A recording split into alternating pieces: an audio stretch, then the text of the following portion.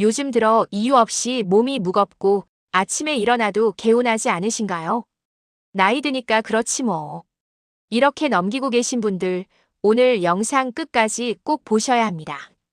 병원 검사에서는 정상이라고 하는데, 몸은 점점 예전 같지 않고 기운은 빠지고 사소한 일에도 쉽게 지칩니다. 그런데 말입니다. 이게 정말 노화일까요? 아니면 병의 시작 신호일까요? 실제로 많은 60대, 70대 분들이 이 신호를 몇 년 동안 나이 탓으로 넘겼다가 뒤늦게 병을 발견합니다. 더 무서운 건 이 병들은 초기에 잡으면 충분히 관리가 가능한데 모르고 지나치면 삶의 질이 급격히 떨어진다는 사실입니다. 오늘 영상에서는 의사들이 진료실에서 다 말해주지 않는 노화로 착각하기 쉬운 병의 신호들을 하나씩 아주 쉽게 풀어드리겠습니다. 지금 겪고 있는 증상, 과연 나이 때문인지 아니면 몸이 보내는 경고인지 영상 끝에서 분명해질 겁니다.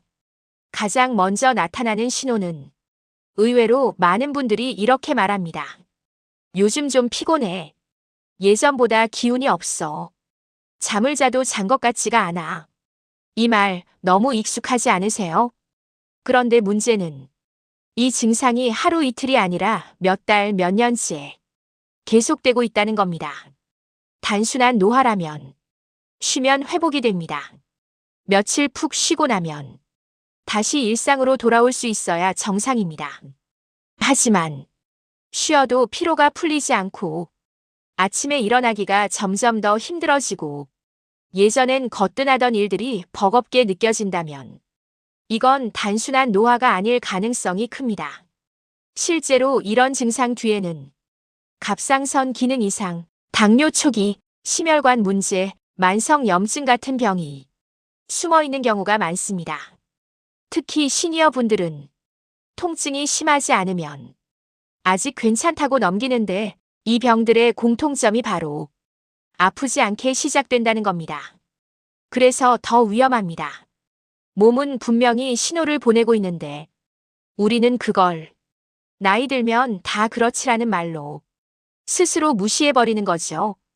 여기서 중요한 질문 하나 드리겠습니다. 이 피로가 언제부터 시작됐는지, 점점 심해지고 있는지, 생활 패턴을 바꿔도 그대로인지 이 세 가지만 떠올려 보셔도 지금 상태가 노화인지 아니면 병의 신호인지 어느 정도 감이 오실 겁니다.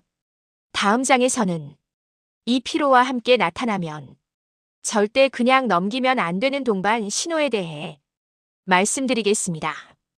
피로만 있으면 아직은 헷갈릴 수 있습니다. 하지만 지금부터 말씀드리는 증상 중 두 가지 이상이 함께 나타난다면 이건 더 이상 나이 탓으로 넘길 문제가 아닙니다. 첫 번째, 이유 없는 체중 변화입니다.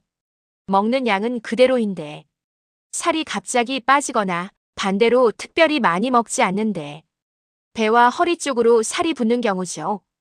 이건 단순 체형 변화가 아니라 몸속 대사 시스템이 어딘가에서 어긋나고 있다는 신호일 수 있습니다. 두 번째, 기억력과 집중력 저하입니다. 사람 이름이 잘 생각나지 않고 방금 하려던 일을 깜빡하고 말하다가 단어가 막히는 순간이 잦아졌다면 주의해야 합니다. 많은 분들이 치매는 아니겠지 하고 넘기지만 이런 변화는 호르몬 이상이나 혈류 문제에서 시작되는 경우도 많습니다. 세 번째, 수면의 질 변화입니다. 잠들기는 힘들고 자주 깨고 새벽에 눈이 떠지면 다시 잠들기 어렵습니다. 이 역시 나이가 들어서가 아니라 신경계나 호르몬 균형이 깨졌다는 신호일 수 있습니다. 네 번째, 사소한 일에도 숨이 차는 느낌. 계단 몇 칸만 올라가도 가슴이 답답해지고 예전보다 숨이 가빠졌다면 심장과 혈관 문제를 의심해 봐야 합니다. 이 중에서 이거 나한테 해당된다 싶은 게 두 가지 이상이라면 몸은 이미 상당히 솔직하게 경고를 보내고 있는 상태입니다. 다음 장에서는 이런 신호가 있을 때 병원에 가서 꼭 확인해야 할 검사와 절대 놓치지 말아야 할 포인트를 정리해 드리겠습니다. 이쯤 되면 이런 생각 드실 겁니다. 병원은 가봤는데 검사상 이상 없다고 하던데요. 맞습니다. 그래서 더 조심하셔야 합니다. 시니어 분들께 흔히 하는 기본 혈액 검사만으로는 초기 이상이 잘 안 잡히는 경우가 많습니다. 이럴 때 의사에게 꼭 물어보셔야 할 게 있습니다. 첫 번째, 갑상선 기능은 정상인가요? 단순 피로, 체중 변화, 추위 더위 민감함은 갑상선 문제에서 시작되는 경우가 많습니다. 두 번째, 혈당 수치 말고 당화혈색소는 어떤가요? 공복 혈당은 정상인데 당화혈색소가 높은 분들 정말 많습니다. 세 번째, 염증 수치가 지속적으로 높은 편인가요? 만성 염증은 몸을 서서히 망가뜨리지만 증상이 애매해서 놓치기 쉽습니다. 네 번째, 심장과 혈관 쪽은 괜찮을까요?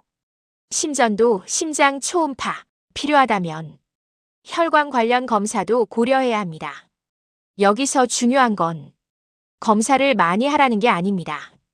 내 증상과 연결해서 설명해 달라고 요청하는 겁니다. 의사에게 나이 들어서 그렇다는 말만 듣고 돌아오지 마시고 지금 내 몸에서 어떤 변화가 일어나고 있는지 이해하고 나오셔야 합니다. 다음 장에서는 이런 신호가 있을 때 일상에서 당장 바꿔야 할 습관과 반대로 절대 하면 안 되는 행동을 정리해 드리겠습니다. 몸이 신호를 보내고 있는데도 우리가 무심코 반복하는 행동들이 그 신호를 더 키우는 경우가 많습니다. 가장 대표적인 게 움직이기 싫어서 가만히 있는 습관입니다. 피곤하니까 쉬어야 할 것 같죠? 그런데 계속 가만히 있으면 근육은 더 빨리 줄고 혈액순환은 더 느려지고 피로는 오히려 더 깊어집니다. 하루 종일 누워있거나 의자에 오래 앉아있는 생활, 이건 회복이 아니라 몸을 더 둔하게 만드는 선택입니다. 두 번째, 식사 거르는 습관입니다. 입맛이 없어서 소화가 안 될까봐 끼니를 대충 넘기는 분들 많으시죠?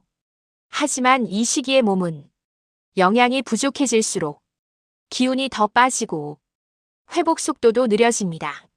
적게 먹더라도 단백질, 채소, 따뜻한 음식은 꾸준히 들어가야 합니다. 세 번째, 증상을 혼자 판단하는 습관입니다. 예전에도 이랬어. 다들 이 나이 되면 그래. 이 말이 병을 가장 늦게 발견하게 만드는 위험한 생각입니다.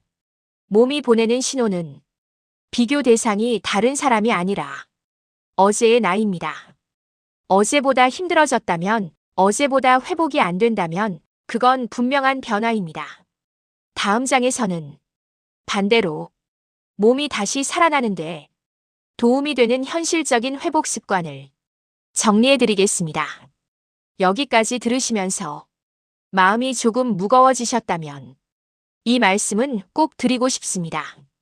지금이라도 알아차렸다면 아직 늦지 않았습니다. 몸은 생각보다 회복할 힘을 가지고 있습니다.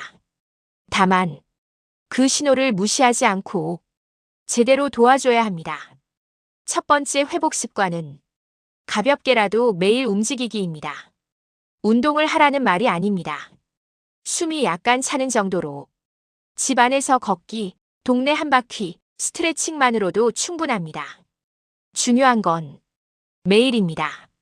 두 번째는 수면 시간보다 수면 리듬입니다. 몇 시에 자느냐보다 매일 비슷한 시간에 자고 일어나는 게 훨씬 중요합니다. 새벽에 자주 깨는 분들은 낮잠을 줄이고 저녁에 스마트폰 보는 시간을 조금만 줄여보세요. 세 번째는 몸 상태를 기록하는 습관입니다. 오늘은 얼마나 피곤했는지, 잠은 어땠는지, 숨이 찼는지, 식사는 잘했는지 이걸 메모로 남기면 내 몸의 변화가 눈에 보이기 시작합니다. 이 기록은 병원에 가서도 의사에게 큰 도움이 됩니다. 다음 마지막 장에서는 오늘 영상의 핵심을 정리하고 여러분께 꼭 드리고 싶은 마지막 말씀을 전해드리겠습니다. 오늘 영상에서 한 가지는 꼭 기억하셨으면 합니다. 몸은 어느 날 갑자기 망가지지 않습니다. 조금씩 아주 조용히 신호를 보냅니다. 우리가 그걸 나이 탓이라고 부르며 외면했을 뿐이죠. 지금 겪고 있는 피로, 기억력 저하, 수면 문제, 숨이 차는 느낌. 이건 겁주기 위한 이야기가 아니라 지금이라면 바꿀 수 있다는 신호입니다. 오늘 영상이 여러분이 다시 한번 자기 몸을 돌아보는 계기가 됐으면 합니다. 혹시 영상 보시면서 이건 내 얘기다 싶었던 증상 있으셨나요? 댓글로 지금 가장 불편한 증상 하나만 남겨주세요. 비슷한 경험 있으신 분들끼리 서로 큰 힘이 될 수 있습니다. 그리고 이런 시니어 건강 이야기 앞으로도 놓치고 싶지 않으시다면 구독과 좋아요, 알림 설정까지 꼭 눌러주세요. 여러분의 댓글과 반응을 바탕으로 다음 영상 주제도 계속 만들어 가겠습니다.